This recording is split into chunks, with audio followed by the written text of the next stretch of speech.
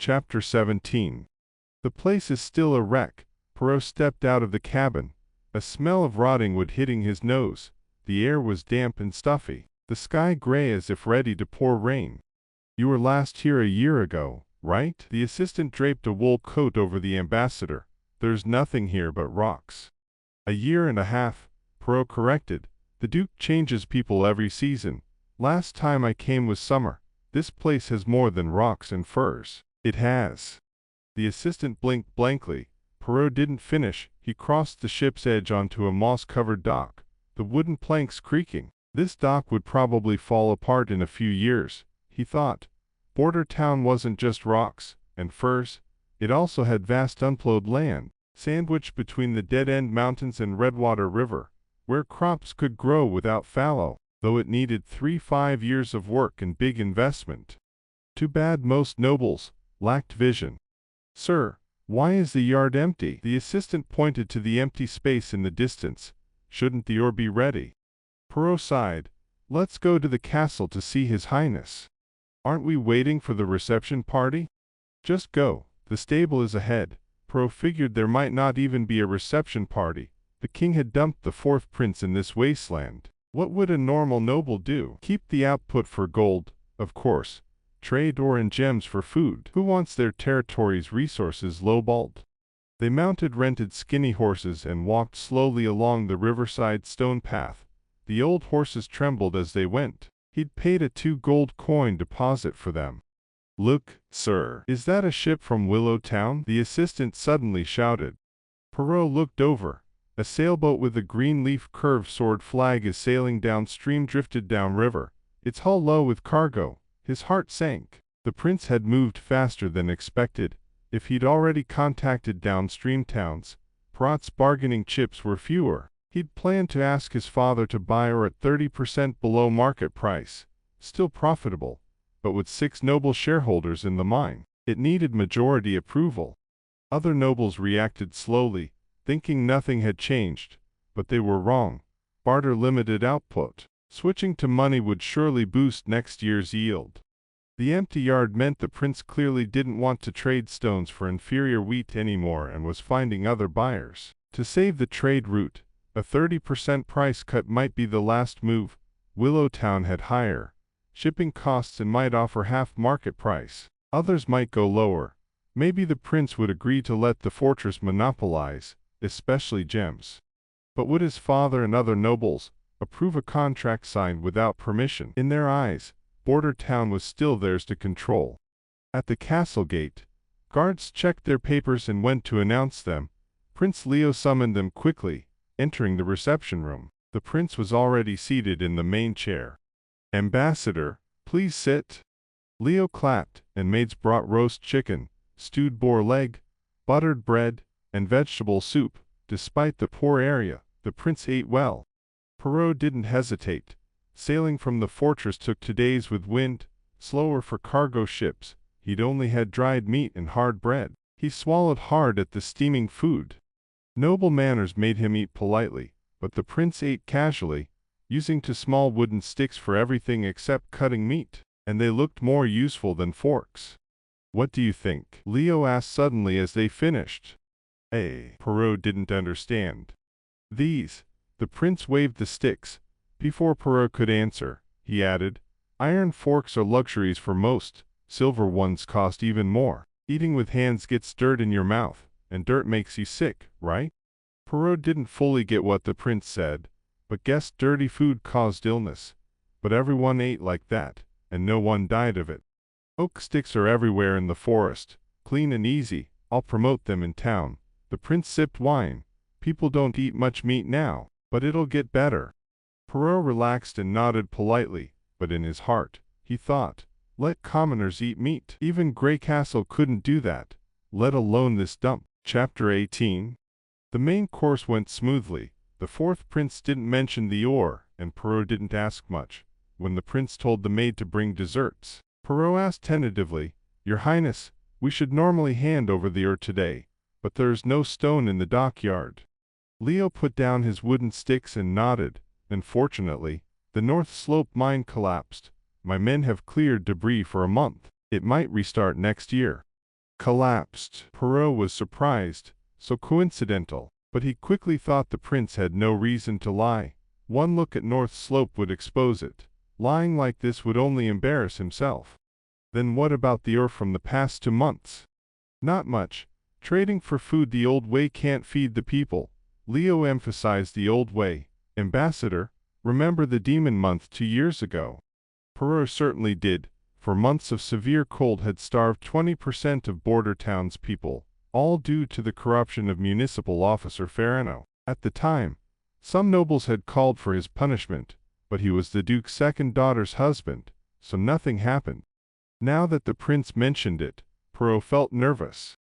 This year is worse, Leo sighed. Trading for food the old way only lasts 2 months. My people can't survive winter. We must change how we trade. Perrault opened his mouth but didn't know how to argue. He wasn't a professional diplomat. This reason was hard to fault, so he could only stall. Your Highness, I promise there will be no more tragedies. The 6 families can lend a month's food and get repaid next year when production resumes. When I sell to Willowtown, I don't need to repay slowly. But, no buts, Leo interrupted. They buy ore with gold coins and sell me wheat, cheese, bread at market price. With money, you can buy anything. Besides, even if you lend food, will the other 5 families agree? Duke Lane isn't easy to persuade. Perrault was silent. The prince was right.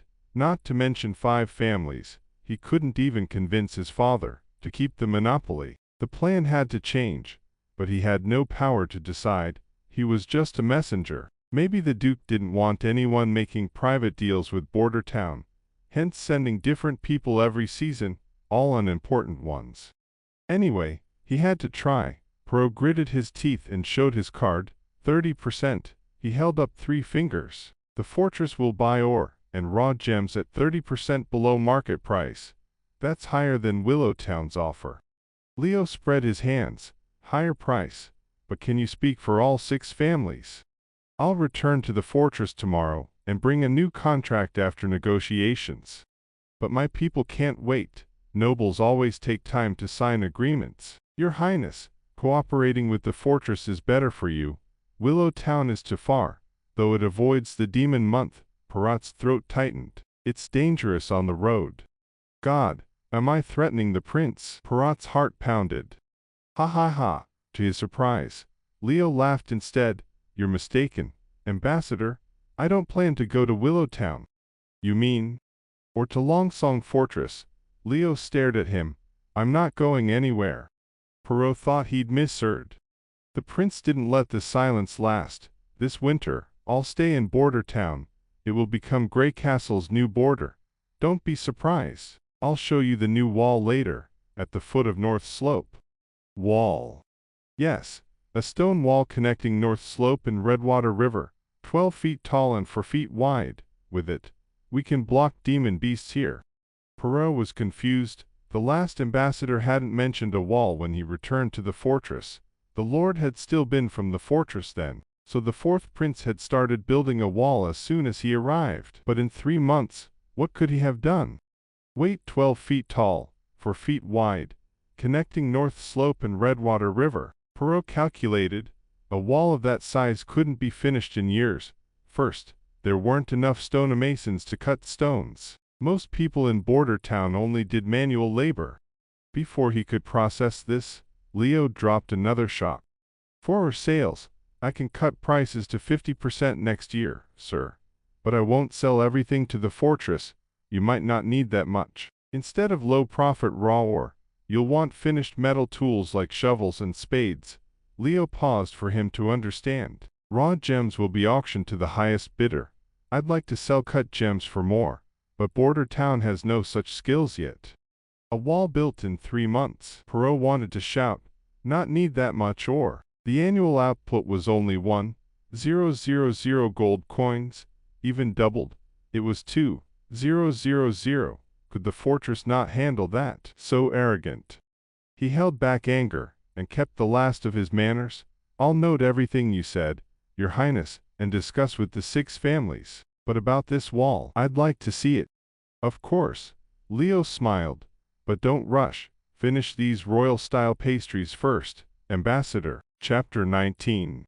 The first winter it rained for 2 days. Leo leaned against his desk, gazing at the misty town outside the window. The rain had halted wall construction, dampening even the satisfaction from sending away the fortress envoy the other day. You said the air around us is made of several gases? Amber asked, her blue eyes blinking. Ahem, Miss Amber, you should use honorifics when addressing His Highness, Chief Knight Carter reminded her. No need for formalities. Leo turned. She's my student now. With the rain stopping work, he'd called the 2 witches and Carl for a class. His plan to teach introductory natural science. If stonemason Carl could run a school, he, an engineering student, could certainly teach science. Amber's eyes lit up at the mention of new knowledge. Nana was happy to hear no more animal experiments. Carter joined out of boredom, but soon Carter zoned out. Nana looked confused, and only Amber tried to take notes. Leo paused to let them digest the info. It's true. Leo smiled and nodded, even though they looked the same. If they're the same, how do you know they're different gases? Carter challenged. We'll do an experiment to find out. Leo took out a candle, glass cup, wooden basin, and lime water. He asked Amber to light the candle and stand it in the basin. Burning needs one type of gas, which is vital for life. Watch. He covered the candle with the glass cup. The flame flickered and went out. Of course it dies without air, like drowning in water, Carter said dismissively. Nana nodded along. Does that mean the cup is empty now? Leo asked as he poured lime water into the basin, covering the cup's rim and filling it halfway. He lifted the cup slightly at the edge. Bubbles rose from the rim, and the lime water turned cloudy, with white suspended particles spreading. If it were empty, there'd be no bubbles or changes. This shows air has at least 2 gases. The candle burned up one type, and the other can't burn. It's the opposite. So, if we get the first gas, fire burns longer, the second can put out fires, Amber suddenly said. Leo silently praised her, a genius. Though slightly mistaken, she'd linked properties to practical use as excellent logical skills. Just then, the kettle on the fireplace began rattling, steam pushing the lid up. Carter used a fork to remove the kettle and filled everyone's cups. Leo held his cup, feeling the warmth. Boiling water was common, but no one realized the huge energy in steam, the power to unlock industrial production. But here, with witches, magic shouldn't be for battle but creation, breaking technological limits.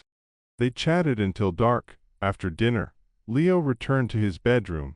In this era without nightlife, everyone slept early. He'd just lit a candle when applause came from behind him. Such a unique class. The 4th prince is surprisingly learned. A strange woman's voice. Leo broke into a cold sweat and dashed for the door.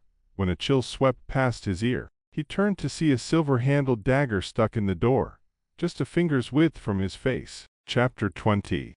Don't panic, Your Highness. I don't want to hurt you. Just here for a talk. Damn, what kind of talk is this? Leo swallowed hard and turned slowly. By the dim candlelight, a figure sat on the edge of the bed, wrapped in a robe with the hood hiding their face. The shadow cast on the wall covered half of it. Who are you? I have no name. Sisters call me Nightingale. She stood to curtsy, actually a proper noble curtsy. First, I must thank you, Prince Leo Wimbledon. Thank me? Leo noticed the pattern on her robe. 3 parallel triangles with an eye-like design. Brav had said this was the Witch Confederation's symbol.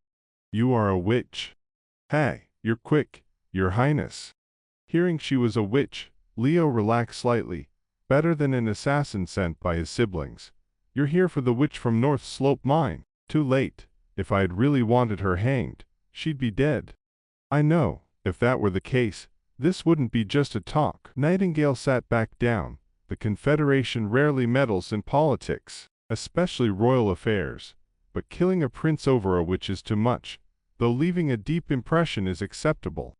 Was that a threat? Leo felt calmer. She's alive and well. I know.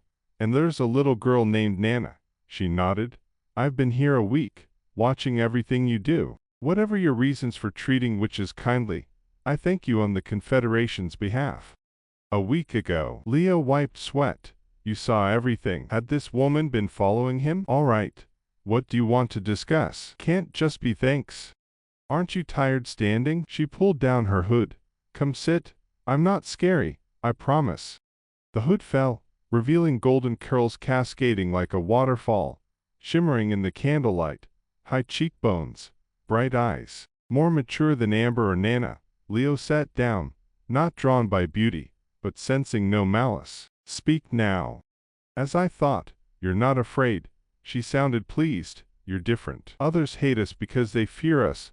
I see terror in their eyes. But you. She gently touched his cheek. Only curiosity. Leo coughed awkwardly and turned away. I'm here to take Amber and Nana. No. Leo blurted, then softened, fearing her anger. They're safe here, treated well. Where would you take them? Nowhere safer than here. To the Confederation. That's their true home. Nightingale's tone was calm. Among peers. No discrimination. No persecution. They can stop hiding. Where is the Confederation? You have no fixed place. A month ago, guards found your camp in Misty Forest, tracks heading north. Only mountains there. Correct. Now we're in the Dead-End Mountains. Safe for witches. Surviving winter in the mountains like savages. Is that safe? Clean water, enough food, warm homes. And the demon month is coming. The Northwest is full of dangers. Do you even want? Leo paused. Brav had said the Confederation sought the Holy Mountain. You're searching for the Holy Mountain in the Dead-End Mountains. Nightingale smiled sadly. Sorry, can't say. Her expression confirmed he was right. Then I refuse. Leo shook his head. In 2 months, demon beasts will overrun the region. In mountains you can hide from humans, but not from them. Why not stay in Border Town for winter? Leave in spring. You can search for the Holy Mountain any time afterward. Nightingale froze. Move the Confederation here. You are interesting, she thought, then shook her head. Your Highness, even if you accept witches, your people fear us. If we show ourselves, the church will come quickly.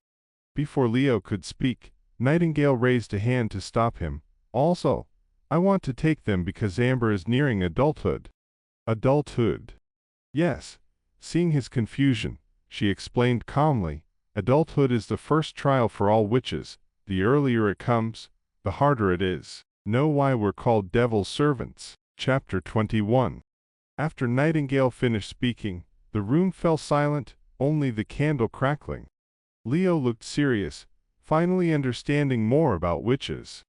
Most witches awaken during the demon month, and adulthood is a crisis. Witches who awaken before 18 suffer demon possession on their awakening day each year, as if something tries to burst out. With blood vessels and tendons aching and swelling, blood seeping through the skin, and eyeballs bulging. Those who survive rest for 5 days. Those who don't die horribly, swelling like meatballs, spurting blood and organs, turning to black mist, leaving only charred skin in the end. The church uses this to call them devils. Ordinary people are terrified and ignore the truth. Witches often die young. Many commit suicide, especially during the worst possession pain at 18, when the power stabilizes through unbearable agony. Amber wasn't asleep and was copying things at her desk. Surprised to see Leo, she followed him upstairs and startled at seeing Nightingale. Leo held her hand to introduce them, and the three sat around the table. Nightingale repeated, "The camp has many companions, witches like you." "That's the situation, Miss Amber, though we have a contract. I must respect your choice if your life is at risk, if you agree." "I won't go," Amber cut off Leo. "Amber, I'm not lying." Nightingale frowned. "I sense your magic is almost mature. The demon month in 2 months is your adulthood day. The camp is safer." Amber ignored her and looked at Leo. "Your Highness, remember when you asked if I wanted to return to Mr. Carter's school and study with other children?" Leo was silent for long, then asked softly, "Ancient books say witches find peace on Holy Mountain, free from pain, true?" "No one knows. Holy Mountain is just a legend, but taking them to the Confederation camp gives a better survival chance. No need to hide, so the pain eases." Leo was torn. His plans needed Amber and Nana, but he didn't want to risk their lives. Finally, he said, Amber is downstairs. I'll call her. If she wants to go, you can take her. Nana can only meet tomorrow.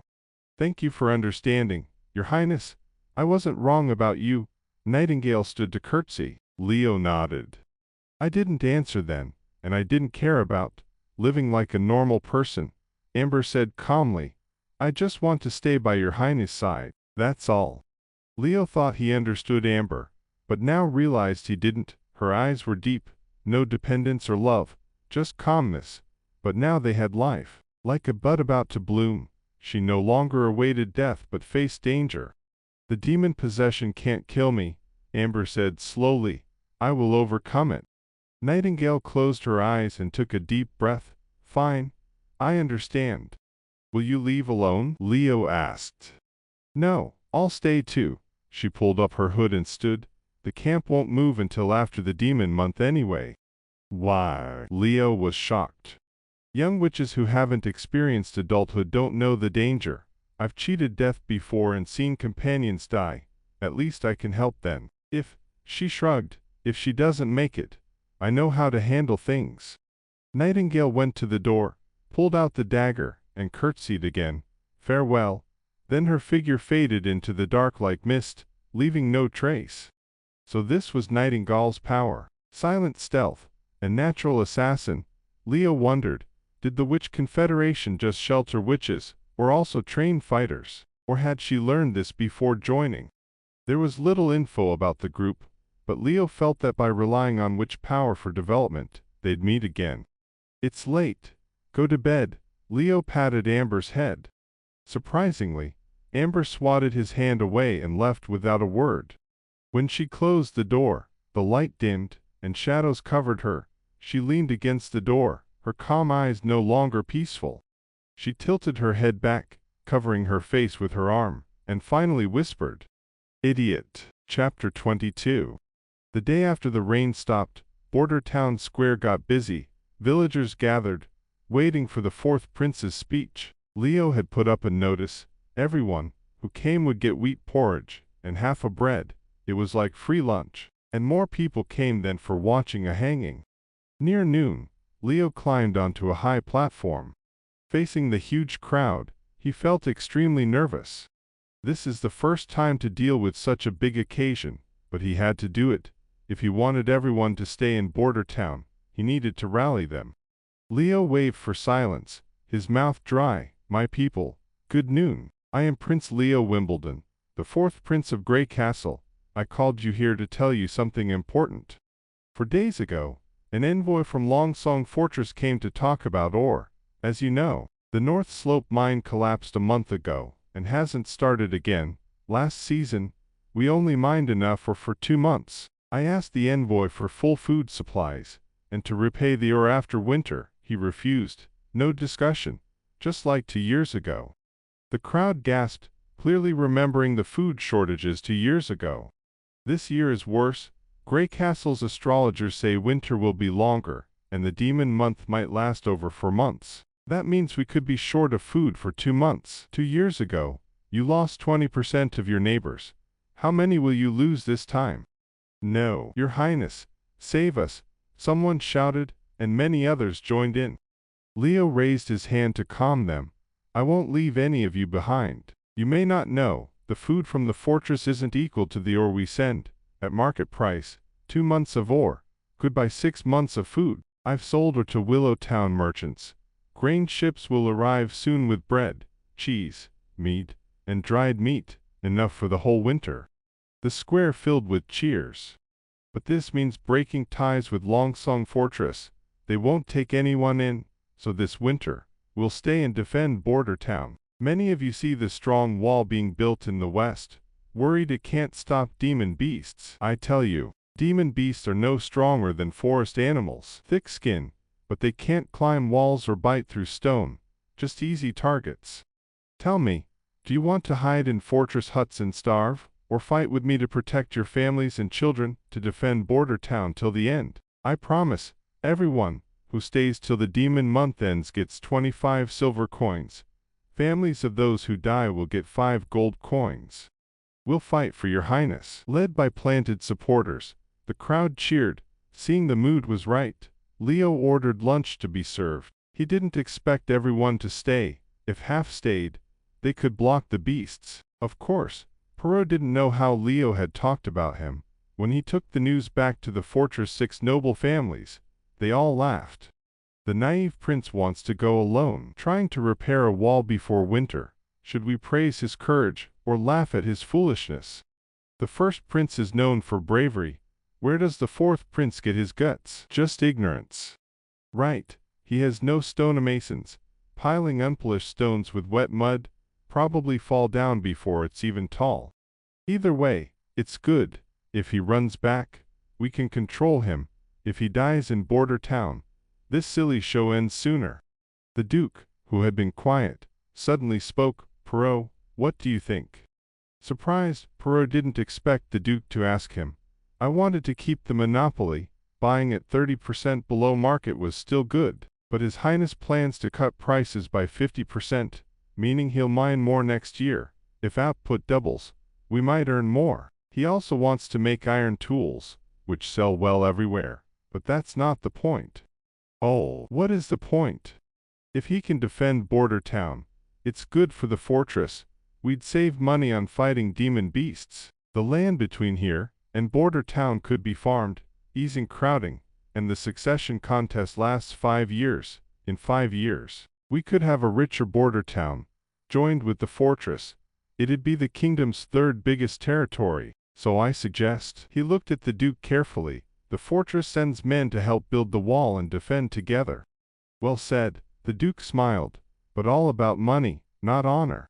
He sat up straight, looking at everyone coldly. "I didn't get here just by making money. Why trade with someone we can't control? Some rules must be kept. Those who violate them will be punished. Whether border town is rich or poor doesn't matter. What matters is, it's my land. No one interferes, not even a prince." Chapter 23. "Here, try welding these 2 iron plates together," Leo said. Amber pressed her fingers to the seam. Flame shot from her fingertips, melting the joint instantly. "Less fire. Do the backside again." She nodded and did as told. The 2 plates joined at a perfect 90-degree angle, the weld looking like it was forged from one piece of iron. "Amazing, Miss Amber," Leo praised. "Now weld the other 2. Is this an iron water bucket?" "No, it's called a cylinder." "Cylinder?" Amber looked confused. "Yes, it stores air." Leo pointed to the square iron plate. "See the small hole? Air enters through it to push the piston. That's a plate slightly smaller than the cylinder, which slides inside." Amber frowned. "What do these cylinders and pistons do?" "To build a machine that moves by itself. Steam engine, the heart of the Industrial Revolution, able to replace human and animal labor. Its principle was like a giant kettle, steam-pushed piston rods, turning heat into movement. Simple in theory, but hard to make. It needed precise cylinders and pipes, impossible to craft by hand without industrial tools. Thankfully, Amber's power made up for the lack of tools. Leo had blacksmith's cast iron plates, and Amber welded them directly, easily making rigid square cylinders. Making pipes was trickier, heating long iron plates and hammering them into molds. Similar to making flintlock barrels, Leo couldn't bring blacksmiths to the backyard, and witches had to stay hidden, so the chief knight helped while Leo directed. After 3 days of work, the first steam engine was ready in the backyard. "Is this the powerful thing you talked about?" Carter frowned. The iron contraption looked like a sealed stove. Hard to believe it could move on its own. To Leo, it was a thing of industrial beauty. He'd skipped traditional designs, going straight to a high-pressure steam engine with double rods and sliding valves. "Watch this." Leo poured water into the steam chamber and had Amber light a fire. After 10 minutes, the water boiled, the cylinder made cracking sounds, the piston expanded from heat, pressing tight against the walls. "This is just boiling water," Carter muttered. When steam filled the cylinder, a miracle happened. The piston pushed the rod outward. At the top, the sliding valve switched, and steam pushed the piston back. Both rods spun a wheel faster and faster. The hotter the fire, the quicker it turned. The machine roared, white steam shooting from the exhaust. It was impressive. "Is this the power of nature?" Amber asked, stunned. The chief knight couldn't believe his eyes. He'd struggled to install the iron wheel, but now it spun like a feather. He could feel the air moving beside it. The power was terrifying. He suddenly felt uneasy. The prince said this thing could replace humans and animals. If true, it took 15 years to train a knight, but only 3 days to build this iron stove. It is not afraid of hunger, cold, swords or spears. Equipped with ram, it could rampage through battles. Would knights still be needed? That night, Leo returned to his bedroom and saw Nightingale again. She wasn't wearing her hood, smiling as she played with some paper. "They say the fourth prince is lazy and foolish. Rumors lie." "Huh? These drawings, are they for that iron stove? You call it a steam engine, right?" Leo thought. No privacy at all, but he said calmly, "Yes. Without Amber's help, the plans are just paper." "What can it do?" "Carry ore, pump water, smelt iron, forge metal, any heavy work." "Then I'll take these." Nightingale stuffed the drawings into her robe. "The Confederation has others who can control fire too." "Hey!" She waved to stop him. "Not for free. Look at this." A small white object appeared on the table. Leo picked it up and unfolded it, frowning. "This is a secret pigeon letter, addressed to your head-maid Teal. Your household has spies." "I never touched her," Leo said, frowning. Teal. She'd served him for years. The original prince had tried to harass her but failed. After arriving at the border town, she was promoted to chief maid, and her room was arranged next door. Who knew she was a spy for his siblings? The letter had no name, but the content suggested it was from his brother or sister. The last assassination failed and angered the master. Next time, strike during the Long Song Fortress chaos.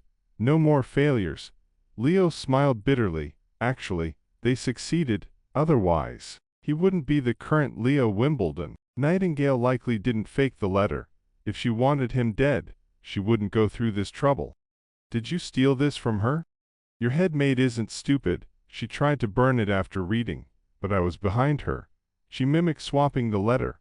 "What will you do?" "Need me to handle her?"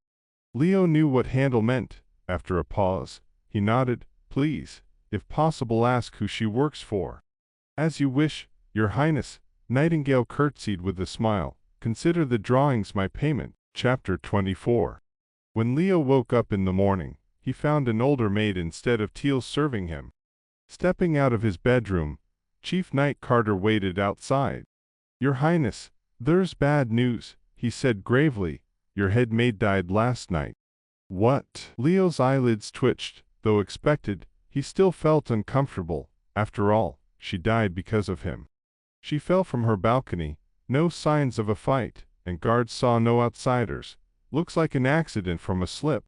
The knight's eyes looked strange as he reported. Leo knew what he was thinking. In Grey Castle, it was common knowledge that the fourth prince had tried to force himself on Teal multiple times. In this era, nobles often had relationships with maids, even swapping women for parties, so the fourth prince had actually been restrained. Since arriving in this world, Leo had focused on the demon month in his plans, not indulged in women ever since. Such a pity. Leo pretended to sound sorry. "Have the older maid handle Teal's funeral. She'll be the new head maid from now on." Carter nodded and left. As Leo entered his office, he saw Nightingale sitting on the desk. "Find out anything?" "Nothing.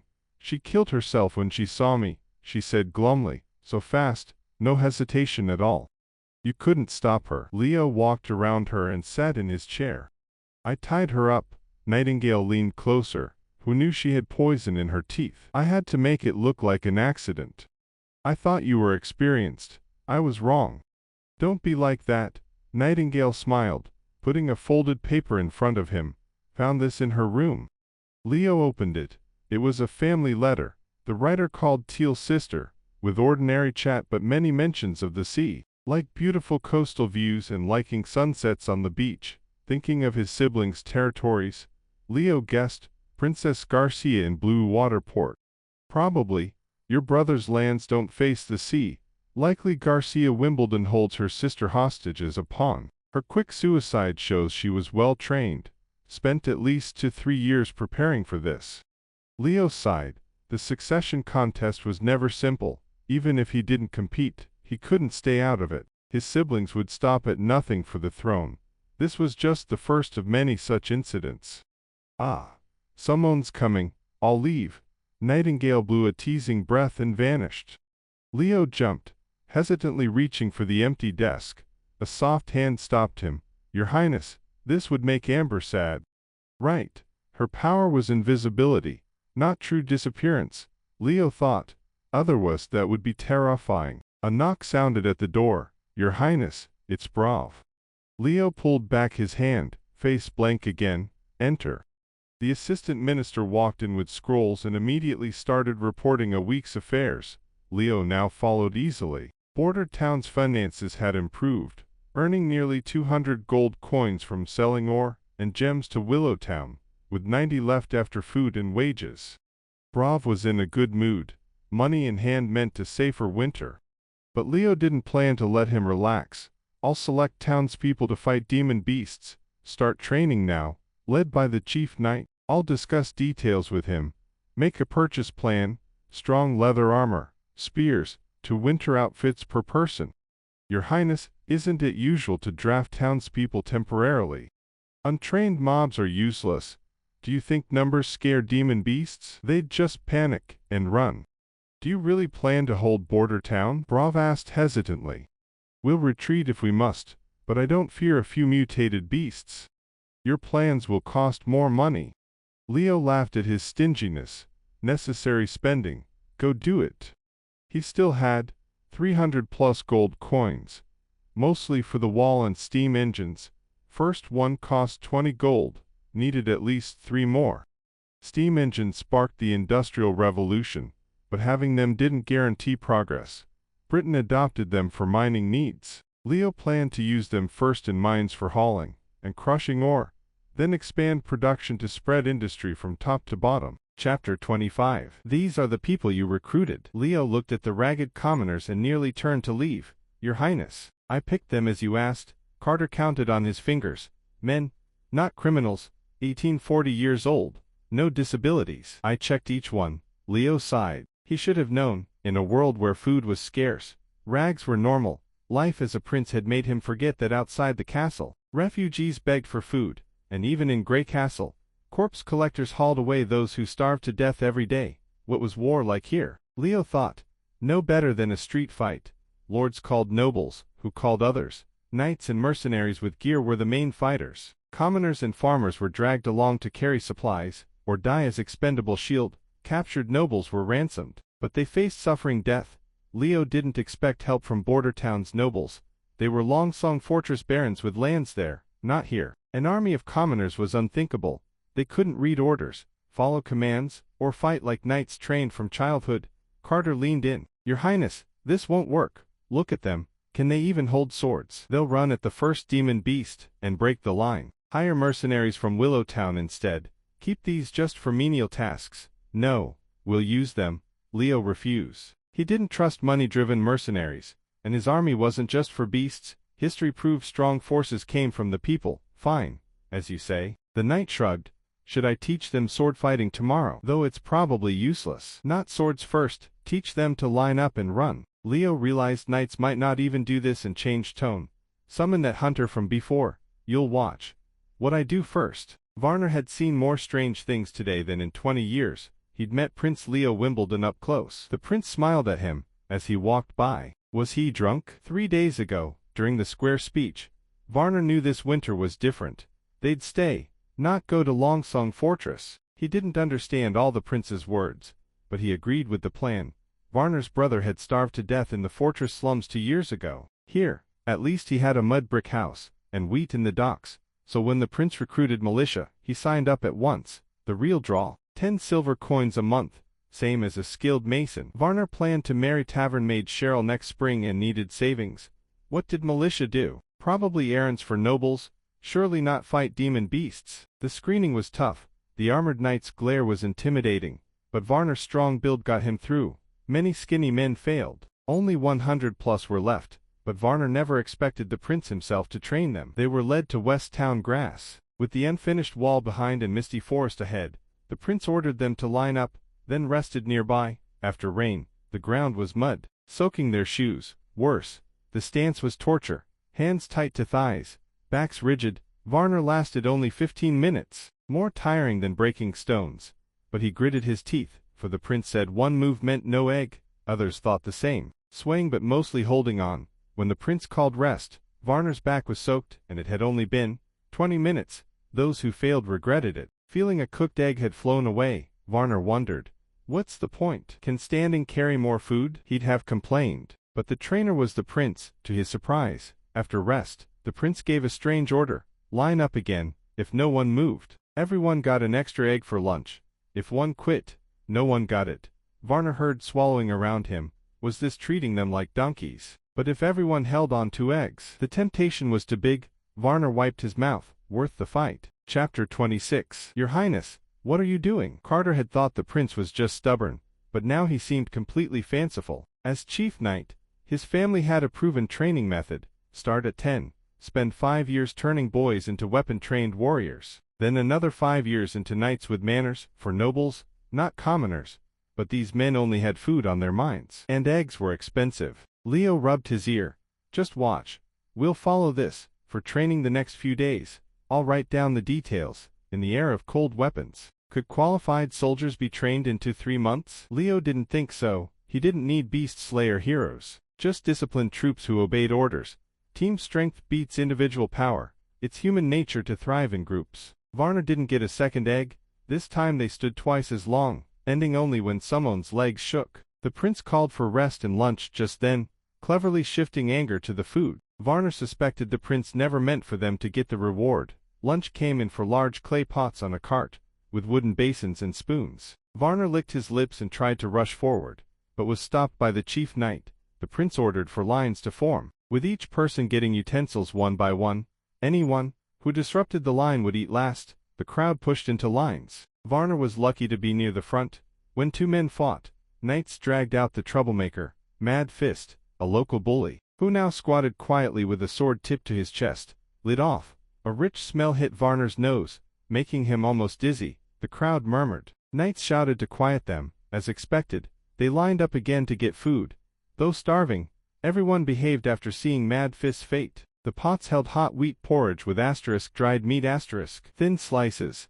But meat. Varner also got an egg. He wolfed it down, licking the basin clean, and swallowed the egg whole, burning his tongue. Full and burping, Varner patted his stomach. He hadn't eaten so well in ages, and he was full. The meaty porridge was better than black bread. He even thought, if he can eat like this every day, maybe fighting demon beasts isn't so bad. After resting, they were taken to the patrol camp inside the wall. A burly foreign man, iron axe from the old street, whose archery even impressed hunters, taught them to pitch tents. Varner frowned. Iron axe works for the prince. He's a desert dweller. What is the prince thinking? Do you really want a sand dweller as captain? Carter asked. He's not from Greycastle, not even from the mainland kingdoms. Witches aren't from Greycastle either, Leo said. But they belong to Border Town. Besides, you'll keep an eye on him, right? But, Your Highness, don't worry. Leo patted his shoulder. I don't care about their background. Anyone who hasn't broken the law is my subject. If you're unsure, pick more captains. We'll expand the team anyway. More leaders help. Oh, the training rules are written. Read them instead of worrying about the sand dweller. Carter took the paper and read, shocked. The drills were unheard of. Everyone must run from 2 p.m. until sunset. Mutual assistance was allowed. If no one gave up, they would get extra eggs, and 10 p.m. night drills to dress and line up fast. This would surely scatter the troops in days. The last rule confused him most. After dinner daily, all attend Mr. Carl's classroom for education. Your Highness, do you mean teach them to read? I wish. But there's no time. Just simple words and numbers, enough to understand orders. I'll talk to Carl. You just escort them. But how does this help fight demon beasts? Who says it doesn't? Leo yawned. Good army must be an educated one. This is a historical lesson. Chapter 27. You woke up late today, Your Highness, Nightingale said. waving a plate of leftover bread as Leo entered his office. I tried it when it was warm for you, but now it's cold. Leo sighed. She's getting too casual, he thought.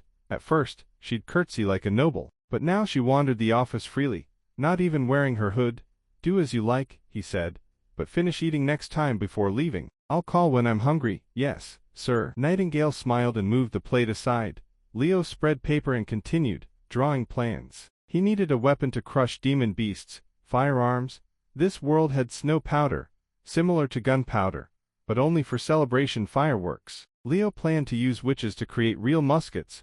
Why buy so much saltpeter? Nightingale asked, munching bread, for cold cheese. It's not cold enough yet. Leo lied.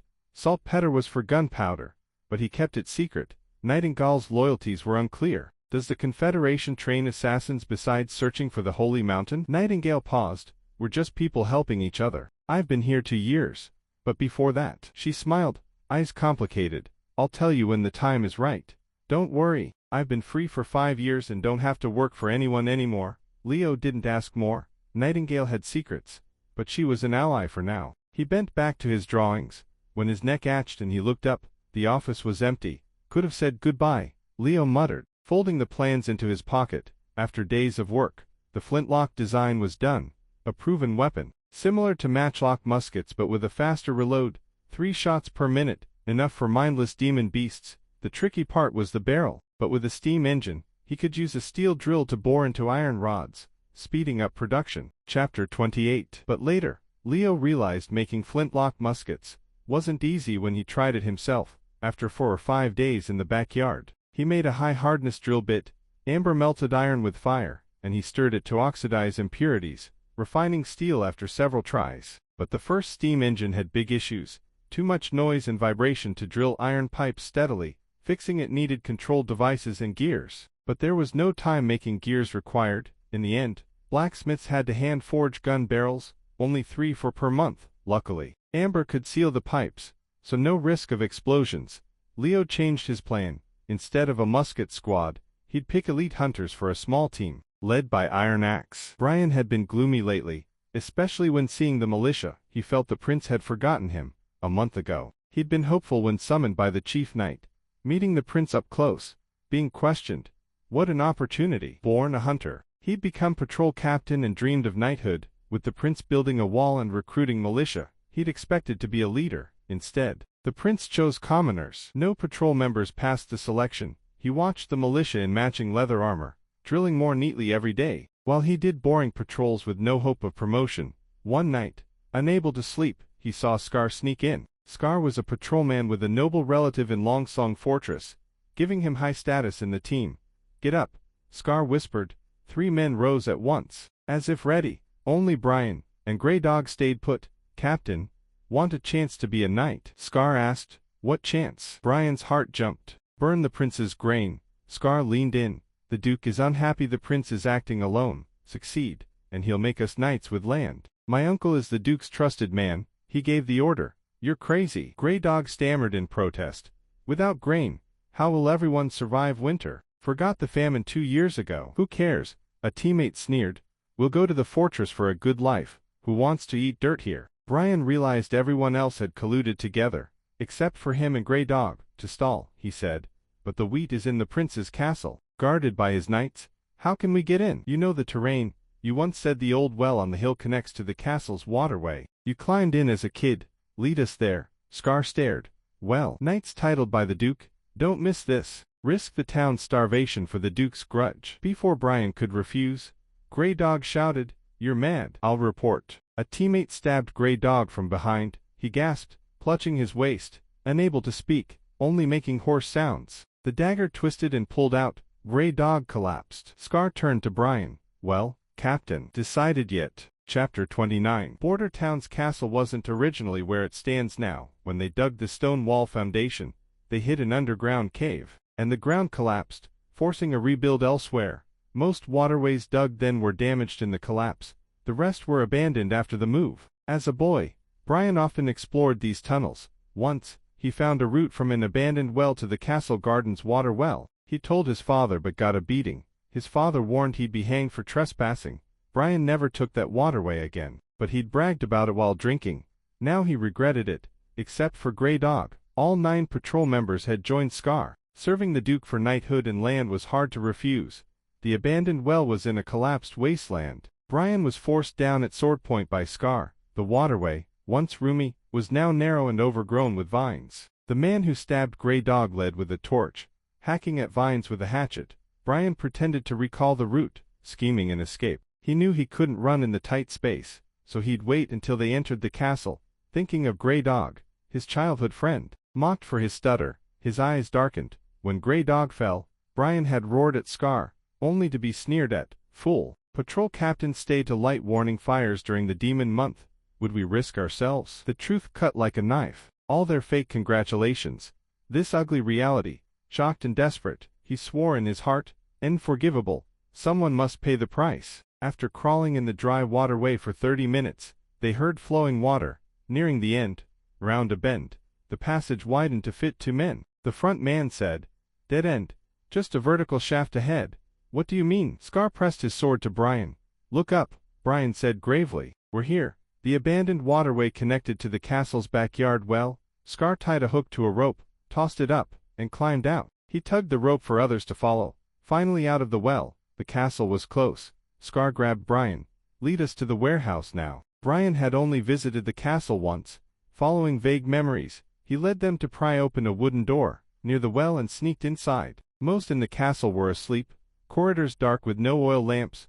Someone lit a match, casting a dim light. The faint firelight could only illuminate a few feet around, but Brian knew the opportunity had come. When he reached the fork in the basement, Brian aimed for the downward, sloping stairs and lunged forward, crashing into the guard. The two tumbled together into the darkness. "Damn it!" Scar drew his sword and chased, expecting Brian to hide. Instead, Brian stood at the bottom, wielding the guard's weapon. The guard motionless on the ground. "Idiot, you think you can win?" Scar warned. "Waiting for others. 7 of us, 1 of you." Brian swung his sword diagonally, striking Scar's blade with sparks. Before Scar could react, Brian thrust the sword straight into his shoulder. Scar yelled and stepped back. Another man blocked Brian.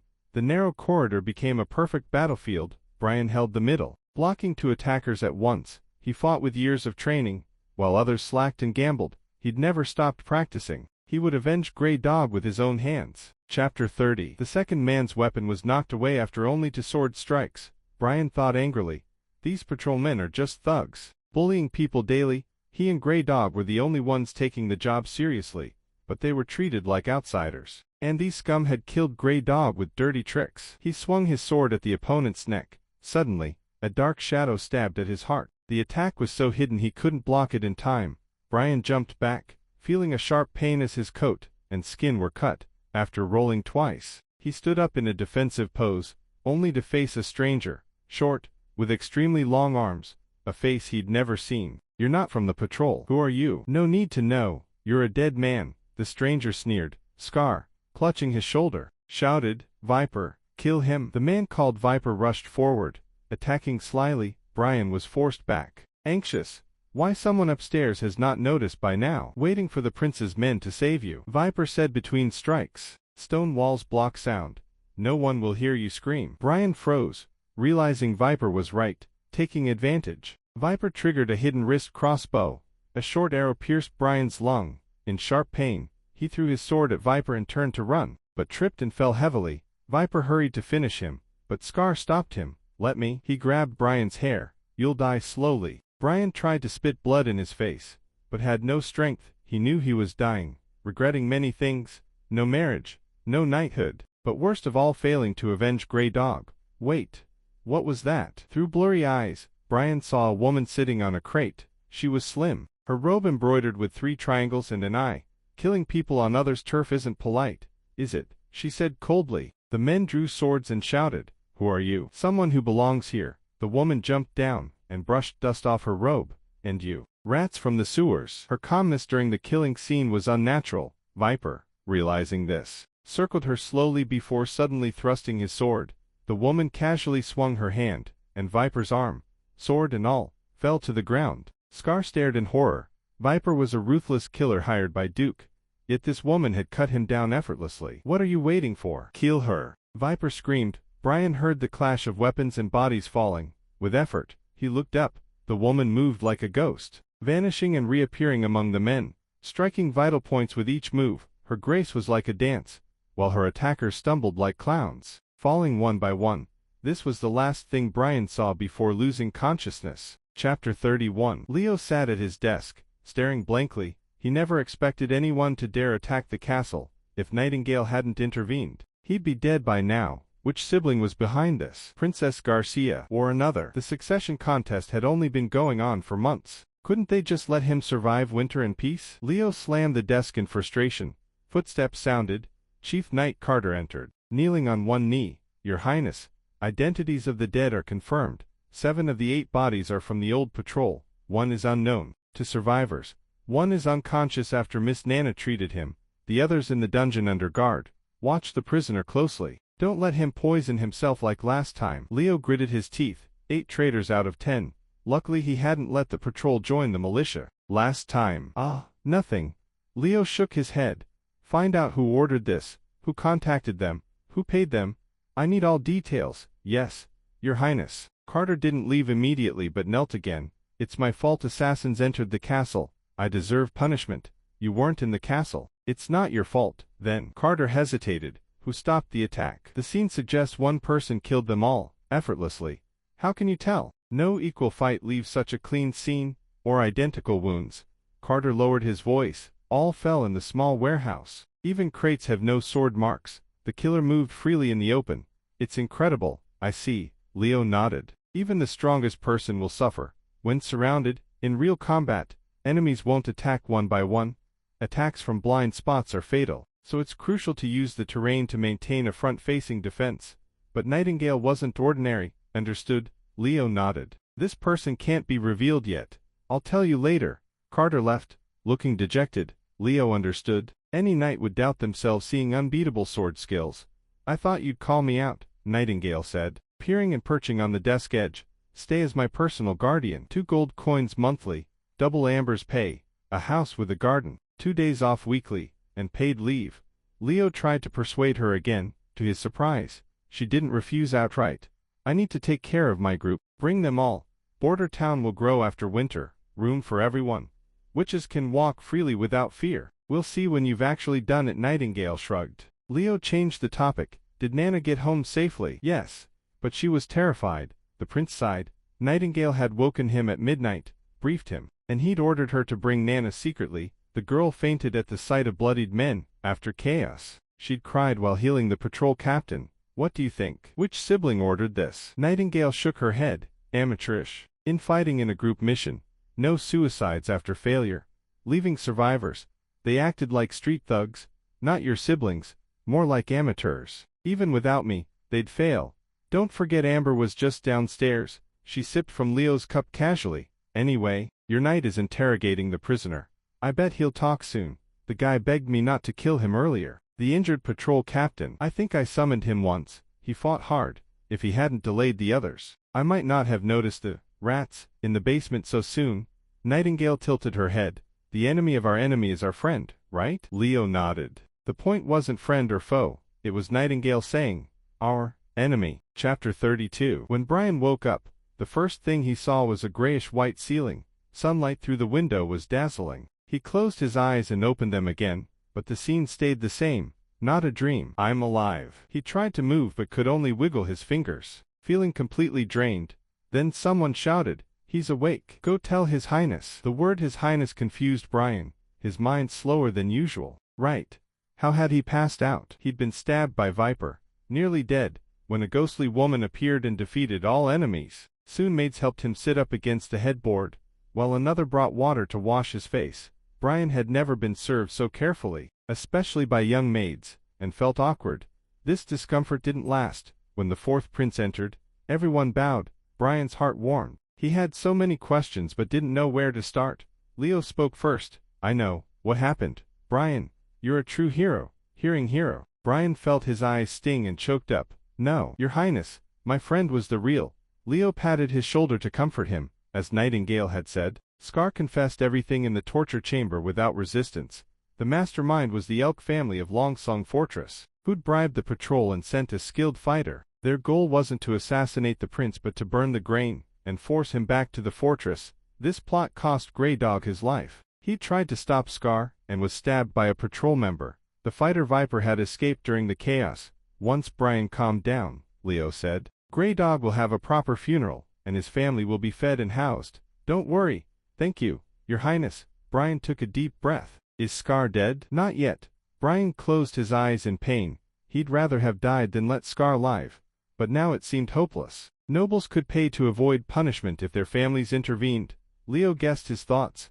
Hillsmead, aka Scar, is from the Elk family. The clan leader, Count Rockinmead, is his distant uncle. Leo paused, but that doesn't matter. Scar is sentenced to hanging, executed in 3 days. If you're healed by then, you can watch. Brian's eyes widened. But nobles can pay with gold.